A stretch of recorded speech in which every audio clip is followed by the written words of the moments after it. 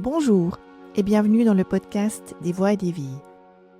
Aujourd'hui, j'ai l'immense plaisir d'accueillir Line Desprats, pasteur à la cathédrale de Lausanne. Bonjour Line. Bonjour Christine. Line, tu es pasteur consacré en 1994. Après un long ministère en paroisse à Lausanne et un engagement au conseil synodal de l'EERV, tu es depuis 2019 engagé à la cathédrale de Lausanne, où tu portes aujourd'hui un ministère à la croisée de la spiritualité, de la culture et des grandes questions de société. Tu as aussi été engagé pendant une quinzaine d'années au sein de l'équipe de soutien d'urgence, aux côtés de la police, auprès de proches, de témoins ou de victimes confrontées à des situations potentiellement traumatisantes. C'est cette double expérience qui m'intéresse profondément aujourd'hui. La cathédrale comme lieu de silence, de beauté, de lumière, et l'urgence comme lieu de choc, de bascule, de vulnérabilité. Dans les deux cas, il est question de présence, d'écoute, de paroles justes, et peut-être aussi de ce qui aide un être humain à rester debout lorsque les repères vacillent. Alors j'aimerais ouvrir notre conversation avec cette question. Selon toi, qu'est-ce que les personnes viennent chercher lorsqu'elles entrent dans un lieu comme la cathédrale ? Du silence, de la beauté, une verticalité, une lumière, une respiration ? Probablement un peu de tout ça, mais c'est vrai que c'est difficile de le dire parce qu'il y a des publics très différents qui viennent dans la cathédrale. La cathédrale, c'est bien sûr d'abord un lieu de culte, de prière, de recueillement, où les personnes viennent pour rechercher de manière individuelle ou communautaire un lien au divin. Elles viennent se recentrer, elles viennent déposer ce qui fait du bruit dans leur vie, ce qui fait du bruit dans le monde. Et là, c'est clairement des personnes qui, d'une manière ou d'une autre, sont en quête spirituelle, en quête d'un lien avec le divin. La cathédrale, c'est aussi le bâtiment le plus visité du canton de Vaud. On dit que dans une année normale, c'est en gros 1,5 million de personnes qui viennent. Donc, elle a un intérêt historique, architectural, patrimonial. Et du coup, elle intéresse des personnes qui sont intéressées dans ces domaines-là, qu'ils aient ou pas une quête spirituelle, qu'ils aient ou pas une quête spirituelle dont ils sont conscients. C'est un lieu de concert qui attire des mélomanes. C'est un lieu où il y a les... On est juste devant la cathédrale, hein, ici. C'est un lieu où il y a les promotions du gymnase de la cité, le gymnase voisin, où il y a l'assermentation des autorités cantonales tous les 5 ans. Et puis, c'est ce que tous les Lausannois et tous les Vaudois appellent Macatet, et on ne sait jamais très bien ce qu'ils mettent derrière, si ce n'est que c'est toujours un peu la leur quand même.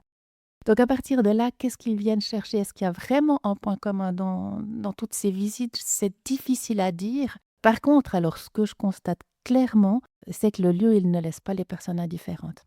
Et quand les personnes entrent dans la cathédrale, on voit très bien que très vite, leur regard, il est attiré vers le haut. Évidemment, c'est l'architecture gothique qui veut cela, y compris dans les jours un peu sombres. Et puis, énormément de personnes peinent à mettre des mots, à finir les phrases, mais sont capables de dire il se passe quelque chose ou je ressens quelque chose. Et du coup, j'ai l'impression que les personnes peuvent entrer dans cette cathédrale avec probablement des attentes diverses, mais chacune ressort en étant un petit peu différente, en étant un petit peu changée par la visite de ce lieu. Et c'est peut-être ça le point commun de la multitude de personnes qui vient chaque année. Tu dis que ce lieu ne laisse pas les personnes indifférentes, et je confirme qu'il produit quelque chose, même lorsque les personnes peinent à mettre des mots sur ce qu'elles ressentent. Alors, est-ce que la cathédrale t'a aussi transformé dans ta manière d'être pasteur ? Oui, alors bien sûr que ça m'a transformé, le lieu lui-même transforme. Peut-être ce qui m'a transformé le plus, c'est quand même le mandat que j'ai aujourd'hui qui s'articule autour de 2 pôles. Tu l'as juste évoqué en introduction. Il y a un pôle cultuel avec une attention portée au culte, à la prédication le dimanche et le mandat explicite de travailler dans un langage contemporain, accessible à tous, qui touche toutes les personnes indépendamment de leurs croyances au départ. Parce que c'est vrai qu'il y a toujours des touristes, même pendant les cultes. Il y a des gens qui sont catholiques qui débarquent là, on découvre une femme prêtre, ils se demandent comment c'est possible, alors on essaie de leur expliquer. Et puis il y a un pôle culturel où je dois tisser, comme tu l'as dit, des liens entre les grandes questions de société, la spiritualité et la culture. Et je dirais que dans le fond, dans l'accent qui est mis dans chacun de ces pôles, on me demande clairement une ouverture sur le monde extérieur. Et ça, c'est quelque chose que je vis avec une acuité toute particulière depuis que je suis revenue à la cathédrale. C'est vrai que dans l'église, on me dira c'est un peu bateau de vouloir s'ouvrir aux autres. On essayait ça dans tous les lieux, mais quand j'écoute mes collègues et que j'échange avec eux, très souvent, il y a l'idée de s'ouvrir aux autres, mais au final, quand même, pour les faire revenir chez soi, une fois qu'on les a attrapés, intéressés, hameçonnés, on a envie de les garder. Et je pense qu'au final, il y a la tentation de vouloir les rendre un peu comme ça. Que l'étranger de passage finisse par nous ressembler. Et dans le fond, c'est pas du tout ce que je peux vivre à la cathédrale, ne serait-ce que par le nombre de personnes qui passent. Certaines y reviennent, mais vraiment pas toutes. Et puis quand je travaille avec des artistes ou autres, le deal, il est très clair. On fait ménage commun pendant un certain temps, le temps de la préparation d'une exposition ou d'une installation, mais chacun le fait à partir du lieu qui est le sien. On s'interdit toute volonté de convaincre, de prosélytisme vis-à-vis de l'autre. Par contre, on s'engage à discuter, à échanger, à dialoguer sur des grands thèmes de la vie qui sont des thèmes qui touchent tout le monde, mais chacun à partir de son point de vue. Et du coup, on est ensemble autour de... Je pense qu'on est les serviteurs d'une parole et qu'on est les serviteurs de conviction pour une communauté éphémère qui sera intéressée par tel ou tel projet. Tu as parlé de cette ouverture, du dialogue, des grands thèmes de la vie que tu abordes avec des personnes très différentes, hein, croyantes ou non, de passage ou engagées dans un projet. Et le fil rouge de notre conversation, c'est justement cette présence que l'on peut tenir lorsque les repères vacillent. Alors, dans ton parcours, cette présence s'est exercée donc à la fois dans ton ministère de pasteur, mais aussi au sein de l'équipe de soutien d'urgence auprès de proches, de témoins ou de victimes confrontées à des situations parfois traumatisantes. Alors, qu'est-ce que tu as appris de ces moments où la vie bascule? Alors je pense que clairement, la toute première chose que j'ai apprise, on sait en théorie que la vie peut basculer et j'y ai été confrontée réellement. Alors c'était pas ma vie qui basculait, mais j'y ai été confrontée régulièrement pendant 15 ans. Et c'est vrai, on peut le savoir en théorie, on n'en prend jamais la mesure et peut-être tant mieux parce que ça nous permet de continuer à vivre. Mais vraiment, ça peut arriver à n'importe qui, n'importe quand, n'importe comment. Il n'y a aucune classe de la population qui peut espérer être protégée d'un événement potentiellement traumatisant. Ça, c'est la première chose qu'il faut accepter quand on entre dans ce genre d'engagement. Et puis, paradoxalement, parce que je pense que c'est assez contre-intuitif, j'ai appris à me mettre en retrait. Alors, je dirais qu'il y a 2 mises en retrait que j'ai pu identifier en préparant un petit peu cet entretien. Se mettre en retrait de soi-même quand on est intervenant dans une équipe de care team qui vient là pour du soutien et pas pour investiguer une enquête, par exemple. Mais se mettre en retrait de soi-même, se rappeler que dans ces moments où je suis intervenue, où j'intervenais, j'étais clairement une professionnelle qui avait été formée, qui continuait à se former. On attendait de moi une attitude de professionnelle dans ces cas-là. Alors bien sûr, c'est toujours Lynn qui était là, mais le fait que je sois pasteur, que je sois épouse, que je sois mère d'enfants, tout ça vraiment ne devait en aucun cas interférer avec la personne que je rencontrais, parce qu'elle n'avait pas besoin de savoir que j'étais aussi maman, puis que peut-être j'allais aussi souffrir s'il arrivait quelque chose à mes enfants. Elle avait juste besoin que je sois cette présence avec des compétences dans le soutien psychosocial dans l'immédiat, et ça s'arrêtait là. C'est important pour la personne que je rencontre, c'est important pour moi aussi parce que je dois pouvoir entendre toutes les émotions qui se bousculent auprès d'une personne, d'un proche, d'une victime, en gardant un minimum de distance, parce que si je suis complètement envahie par mes propres émotions, alors je ne vais plus être d'une quelconque utilité pour l'autre personne. Et puis se mettre en retrait, c'était aussi accepter de laisser à la personne que je rencontrais tout l'espace. Parce que c'est elle qui avait besoin d'un espace, c'est elle qui avait besoin de pouvoir ou pas exprimer par la parole ou par son corps ce qu'elle ressentait, ce qu'elle comprenait de la situation, ce qui lui échappait. Et dans le fond, quand on prend trop de place, Eh bien, je veux dire, le dialogue, il est plus possible et quand on est auprès d'une personne, potentiellement fragilisée, c'est déterminant de lui laisser tout l'espace. Tu parles de mise en retrait. Je trouve que c'est très fort parce qu'on pourrait croire qu'être présent, c'est faire quelque chose, dire quelque chose, prendre une place. Or, tu dis presque l'inverse. Tu dis se retirer suffisamment pour laisser à l'autre tout l'espace. Alors, qu'est-ce qui se joue justement dans cet espace laissé à la personne? Oui, l'espace et puis ça va aussi avec le silence, hein. La mise en retrait, c'est parfois renoncer à certaines paroles.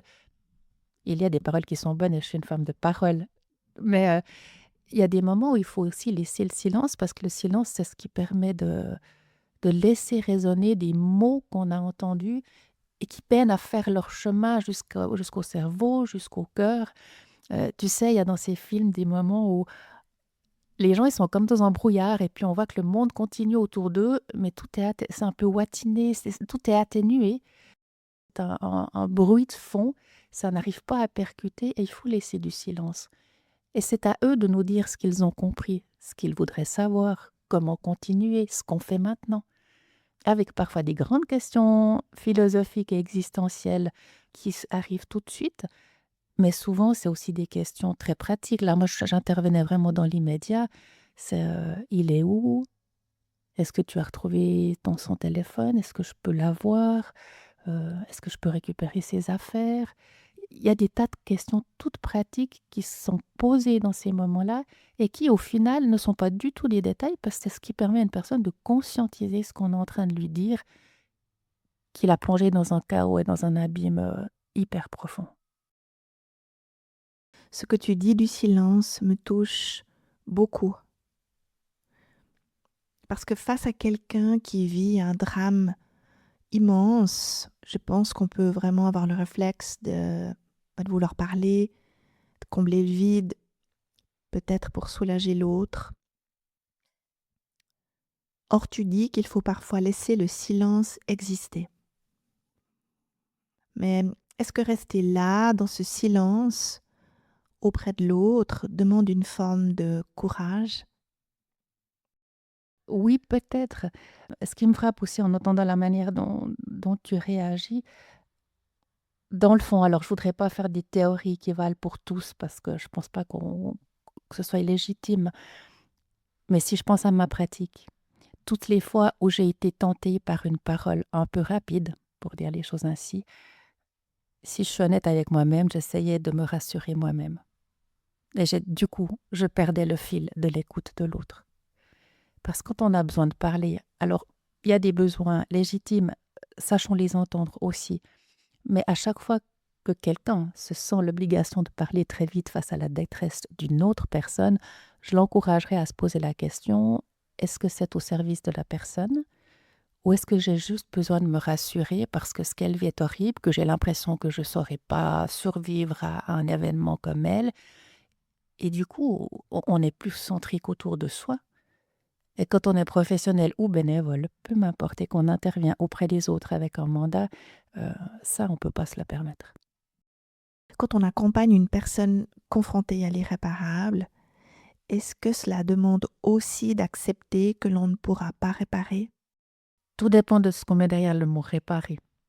Je suis un peu tatillonne sur le français parce que j'aime cette langue, mais je me rends compte que souvent il y a des malentendus sur ce qu'on entend par réparer. Moi, j'aurais envie de dire que accompagner, c'est d'abord accepter qu'on ne va pas pouvoir réparer. Il y a des choses qui sont irréparables. Quand on annonce à une mère ou à un père la mort accidentelle ou le suicide de son enfant, dans un cas comme celui-ci, le fil de la vie, on ne va pas pouvoir le réparer. Donc, il faut apprendre l'inéluctabilité de certaines situations. Après, évidemment que dans d'autres cas, je ne dirais pas qu'il y a quelque chose à réparer. Il y a une histoire à relire, il y a une histoire à analyser, il y a un présent à réinvestir et il y a un avenir à concevoir. Et donc oui, là, la notion de réparation, de réparer, peut-être qu'elle peut faire sens pour certains, Moi, je dirais, c'est comment donner les moyens à une personne qui vit un événement potentiellement traumatisant de prendre acte de l'événement, de l'accepter, et ça fait partie des différentes étapes d'un chemin de deuil. Et puis à partir de là, comment est-ce qu'on peut, et à partir de quand est-ce qu'on peut envisager d'être au minimum un survivant?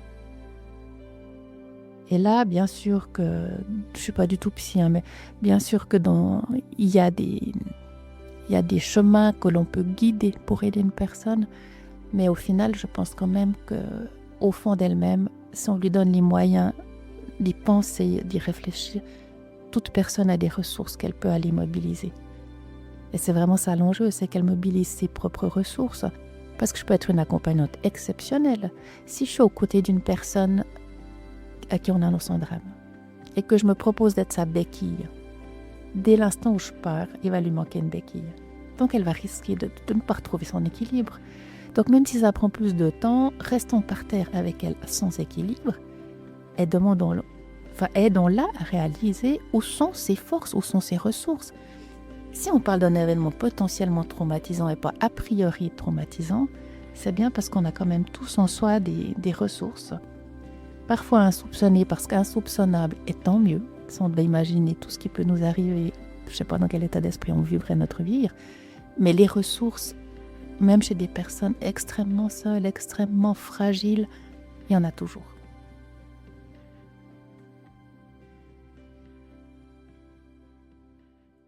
Tu dis qu'il ne s'agit pas de devenir la béquille de l'autre, mais de l'aider à retrouver ses propres ressources. Dans ton expérience, qu'est-ce qui permet peu à peu à une personne de reprendre pied? C'est très difficile à dire. C'est un peu un bateau, mais je pense que le temps, il faut du temps. On peut pas tout accepter dans l'instant. Il faut du temps, ça c'est clair. Il faut apprendre à accepter la réalité.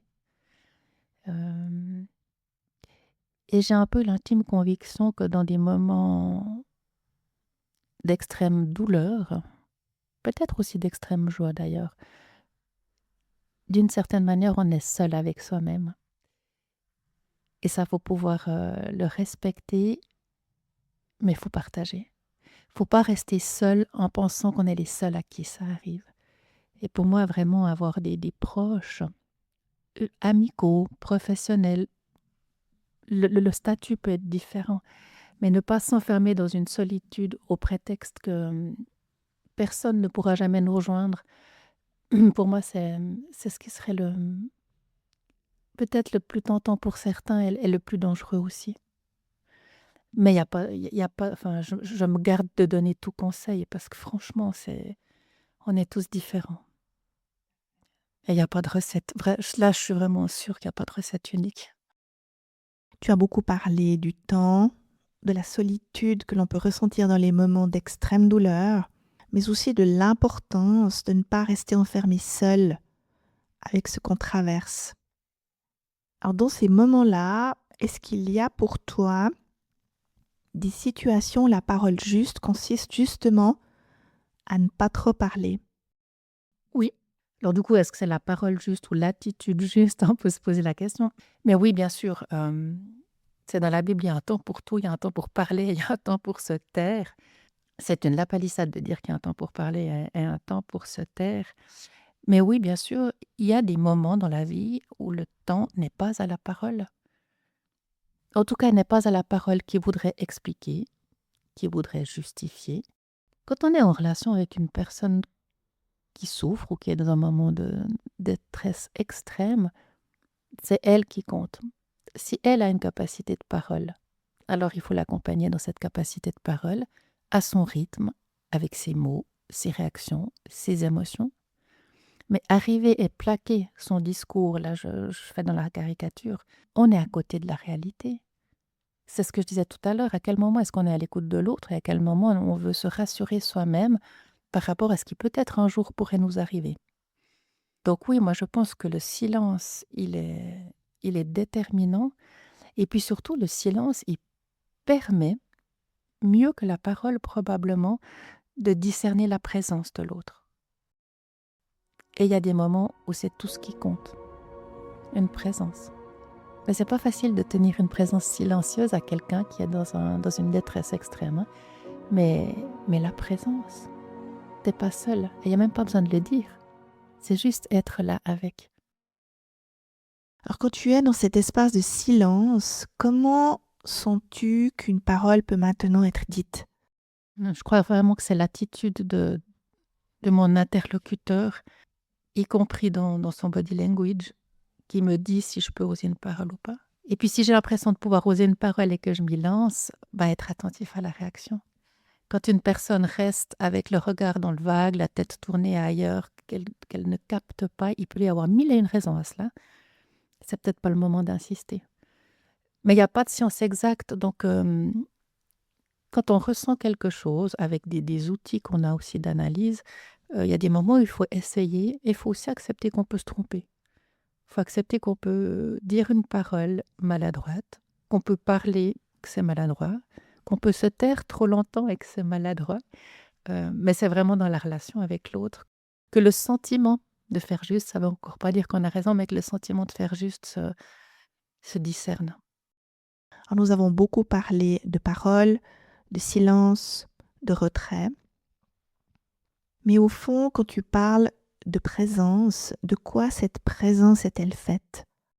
C'est de la bienveillance, c'est du respect, c'est du non-jugement. Je ne suis pas sûre que ce soit l'essentiel et que j'ai tout dit avec ça, mais je pense que oui, quand on peut regarder l'autre avec bienveillance, lui faire ressentir de la bienveillance, respecter son rythme, respecter ses émotions, ses colères, ses incompréhensions, ses réactions qu'on ne comprend pas. Rester dans le non-jugement. Je pense que quand on arrive à concilier ces trois choses, alors probablement que la présence peut être ressentie comme bienfaisante. C'est beau, tu as nommé la bienveillance, le respect, le non-jugement. Et je me demande si une présence juste dans ces moments-là est aussi une présence qui rassure, qui tient, qui éclaire ou peut-être qui ouvre quelque chose. Je réagis en tout cas à un verbe, c'est le verbe ouvrir. Sachant qu'on est tous différents, qu'on réagit différemment à la vie en général, au moment de bonheur, au moment de malheur et de difficulté, avoir une présence qui permet d'ouvrir des possibles au cœur de ce qui paraît inextricable. Pour moi, si je devais dire ce que je vise, c'est ouvrir des possibles à la personne et puis qu'elle puisse faire son choix, qu'elle puisse faire son tri, même si ça se fait en dialogue. Je ne dis pas qu'elle doit tout faire toute seule, on est bien d'accord. Mais ouvrir des possibles. Parce qu'une des grandes tentations quand même qu'on a, c'est de penser qu'on peut savoir à la place de l'autre ce dont il a besoin au fond. Et si de manière générale, il y a quelques besoins dont on peut se dire, et on est tous d'accord pour se dire qu'ils sont à peu près universels, au fond, je pense qu'on a une individualité qui doit être entendue. Et c'est en ouvrant les possibles que la personne peut-être va aussi réaliser par quel chemin continuer d'avancer. Dans ton expérience, est-ce que les repères les plus importants sont ceux que l'on formule, par exemple au travers d'une parole, ou bien ceux que l'on incarne dans sa manière d'être, d'agir, de se tenir auprès de l'autre? Si on ne fait que les dire, nos repères, sans les incarner, est-ce que ce sont vraiment des repères? C'est un peu provoquant, je suis désolée, mais quand tu poses la question comme ça, ce qui me vient tout de suite à l'esprit, c'est faites ce que je dis, mais pas ce que je fais. Ça va pas. Moi, ça ne me va pas. Et je pense que si alors on est dans une situation d'accompagnement, c'est juste pas possible, ça. Et ça se sent, c'est faux.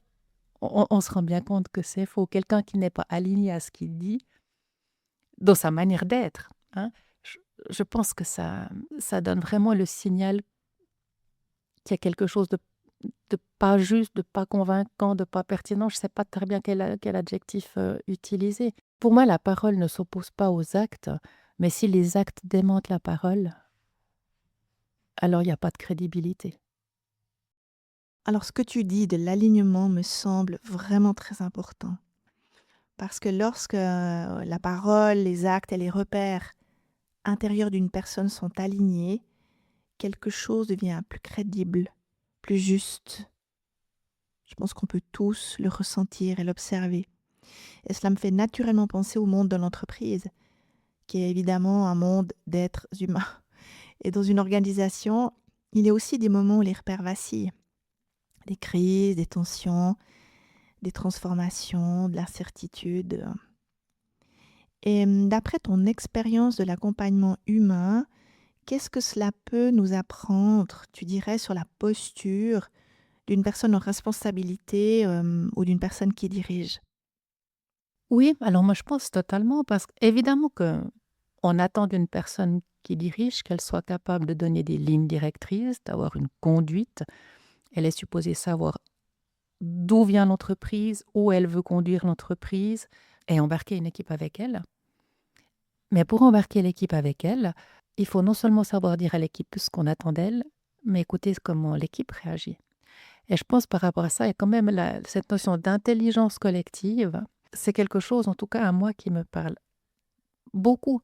On peut très bien savoir comme leader ou comme chef d'entreprise où on veut aller, contraindre les gens par la force à y aller. Peut-être que ça marche, mais je ne suis pas sûre. Donc pouvoir se remettre en question, écouter ce que les équipes pensent, dire: «Moi, c'est comme ça que je vois les choses», mais tout seul, on ne pense jamais à tout.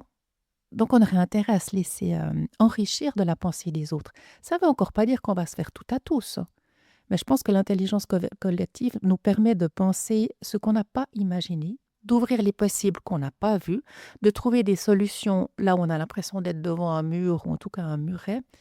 Donc oui, cette écoute de l'autre, je pense franchement que même comme dirigeant, c'est un atout à faire valoir. Tu as parlé d'intelligence collective et tu dis que même lorsqu'une personne sait où elle veut aller, elle gagne à écouter ce que les autres perçoivent, pensent ou comprennent autrement. Alors dans ton ministère, la cathédrale, est-ce que tu pratiques aussi cette intelligence collective? Bah, j'essaye en tout cas. J'essaye alors dans le sens où j'y travaille pas seule et ça c'est une des, composantes de l'Église réformée qui fonctionne comme le monde politique en fait.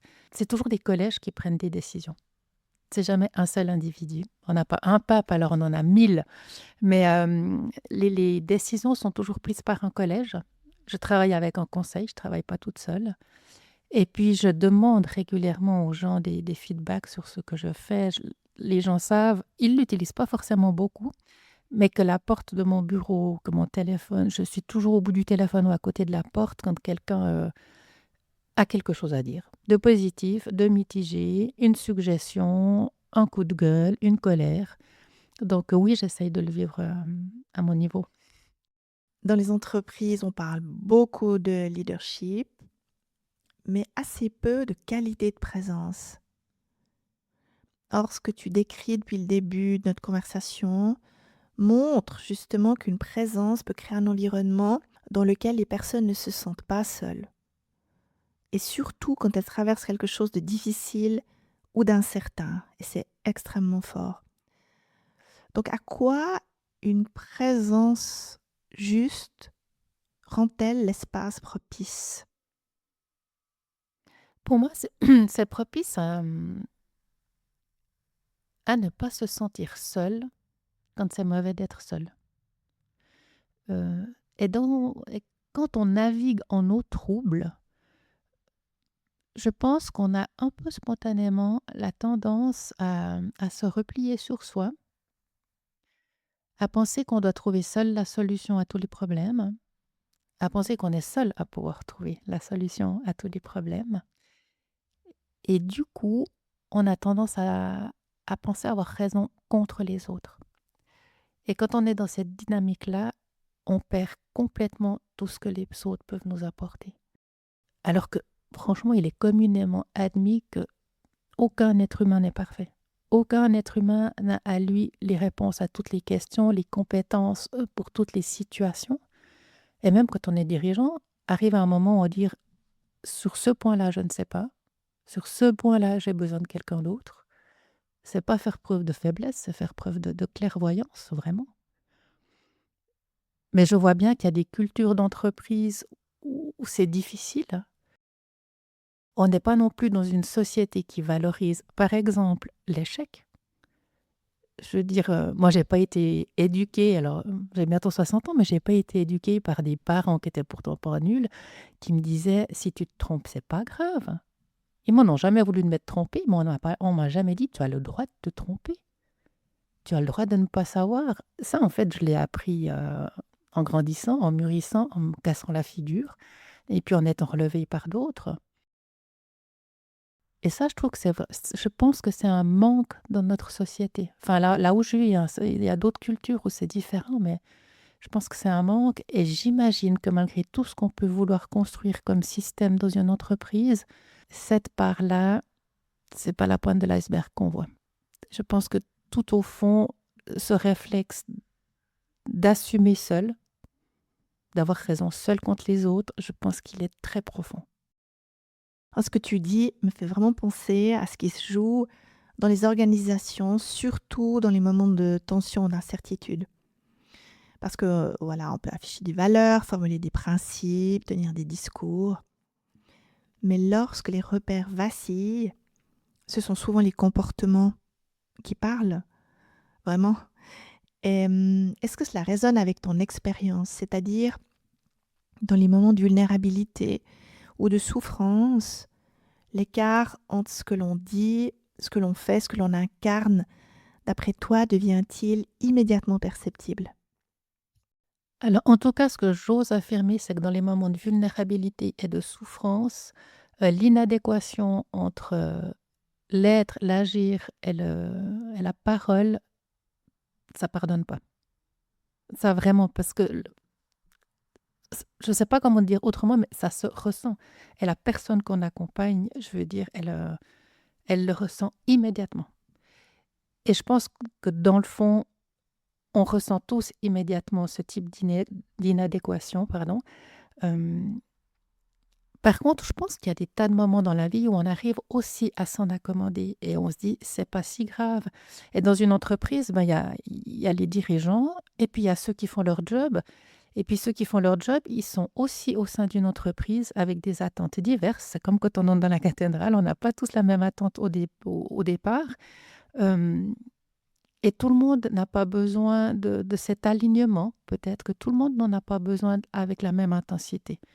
Donc je dirais pas que c'est pas la vérité, mais je pense qu'il y a des moments dans la réalité où c'est difficile de maintenir, au fait et au prendre, le cap des valeurs. Parce qu'on ne sait plus par quel bout les attraper, parce qu'on est rattrapé, parce qu'un scandale, pour une difficulté économique ou je ne sais quoi. On ne sait plus comment faire avec. Et puis il y a des moments où on a l'impression que c'est pas aussi déterminant que cela. Alors, si l'on revient au rôle d'une personne en responsabilité dans une organisation ou ailleurs, est-ce que pour toi, il y a une différence entre guider et imposer et entre éclairer et convaincre? C'est des parallèles dont je suis pas sûre qu'elles se croisent à l'horizon, pour le dire comme ça. Oui, pour moi, spontanément, il y a rien à voir dans ces 2 verbes. Si je prends un exemple, Jésus, qui était quand même un assez bon pédagogue, il a jamais dit aux gens ce qu'ils devaient penser. Bien sûr, il y a 2 ou 3 discours, on peut les lire dans les évangiles où il donne des lignes directrices, mais il a jamais allé vers quelqu'un en lui disant ce qu'il devait penser. Quand il croisait ou quand un malade venait l'interpeller, il lui disait pas: «Je vois bien que tu es aveugle, tu veux retrouver la vue». Il lui disait: «Qu'est-ce que tu veux que je fasse pour toi?» Donc il a jamais présupposé la réponse avant d'avoir posé la question. Il a dit aux gens: «Pensez par vous-même». Il a guidé et éclairé, il n'a pas imposé. Et dans le fond, si je reste sur cet exemple, puisque je le connais un peu pour lire, travailler les Écritures, dans l'Évangile, très souvent, ceux qui imposent, c'est ceux qui sont les maîtres d'un système et qui ont peur que le système vole en éclats. Donc c'est les garants d'une institution, c'est pas des garants de la vie des gens. C'est un peu carré, mais je pense que c'est pas complètement faux, pour le dire comme ça. Alors, est-ce que cette manière de guider et d'éclairer peut aussi se vivre dans une entreprise avec les règles, les contraintes, les objectifs et les responsabilités qui la traversent? Bien sûr, parce qu'un dirigeant, il connaît son entreprise, il sait d'où elle vient, il sait où elle va aller et ça, il faut qu'il le garde à l'esprit. il faut qu'il suscite cette même s'il a une étincelle pour faire aller l'entreprise quelque part, il lui revient de susciter la même étincelle auprès de toutes ses équipes. Et donc oui, à mon avis, c'est complètement possible. Après évidemment, il peut y avoir des sociétés, il peut y avoir des règlements internes. Il y a tout ça, hein. Je ne suis pas en train de dire qu'il n'y a aucune règle dans une entreprise. Il y en a tout plein qui donnent aussi une structure et une assise à l'entreprise. Mais dans le comportement, je pense que c'est plus intéressant pour un dirigeant de susciter la flamme que d'arriver avec le bâton. Alors si tu pensais à une personne qui dirige ou plus largement une personne qui porte une responsabilité envers d'autres, qu'est-ce qu'elle pourrait apprendre de celles et ceux qui accompagnent les grands passages de la vie? Alors je pense que c'est d'oser regarder la vie, la réalité, l'essor de l'entreprise, l'activité de l'entreprise, euh, du point de vue des employés aussi, et pas uniquement du point de vue du dirigeant ou des buts qui ont été fixés par un conseil d'administration, un conseil de fondation ou autre. Ne pas perdre le cap, bien sûr, mais regarder la vie aussi en se mettant à la place de ceux qui aident l'entreprise à réaliser la mission. Alors Lynn, au terme de cette conversation et au regard de tout ce que tu as traversé dans ton ministère, dans le soutien d'urgence, dans l'accompagnement humain, y a-t-il quelque chose que tu aimerais voir davantage incarné dans le monde aujourd'hui? Alors ce qui me fait peur aujourd'hui quand je regarde la marche du monde, pas que des entreprises, mais de certaines aussi, l'impression que les valeurs éthiques sont reléguées par rapport à d'autres valeurs, notamment d'économie, de marché ou autres. Et je trouve qu'on est en train de marcher sur la tête à certains niveaux et au passage de piétiner beaucoup de personnes et beaucoup de dignité humaine. Or moi j'ai été éduquée et j'ai une formation qui en termes d'éthique est très claire. C'est que tu vois dans le visage de l'autre une part de toi-même. Donc quand tu blesses l'autre, c'est une part de toi-même que tu blesses. Et ça, si c'est une vision qui pouvait être plus partagée, ça me réjouirait. Et dans ce monde que tu regardes aussi avec inquiétude, qu'est-ce qui, malgré tout, te donne encore de l'espoir? Honnêtement, la jeune génération, mes enfants, ceux qui sont capables de voir les choses autrement que moi, y compris parfois alors avec un regard sur l'avenir assez sombre, mais cette jeune génération qui n'est pas enfermée dans les mêmes schèmes de pensée que moi, qui me décentre et qui me fait dire que voilà, le jour où moi j'arriverai plus à penser, eux seront encore là pour penser et pour agir. Merci Lynn pour cette magnifique conversation. Nous avons parlé de la cathédrale, du silence, de l'urgence, de ces moments où la vie bascule et où les mots ne suffisent plus. Mais nous avons aussi parlé de responsabilité, de présence, d'alignement et de cette manière d'être auprès de l'autre sans prendre sa place, sans imposer une réponse et sans vouloir réparer ce qui ne peut pas toujours l'être. Et puis, tu nous rappelles quelque chose, Lynn, d'essentiel. Dans le visage de l'autre, il y a toujours une part de nous-mêmes. Et peut-être est-ce là que commence toute responsabilité humaine.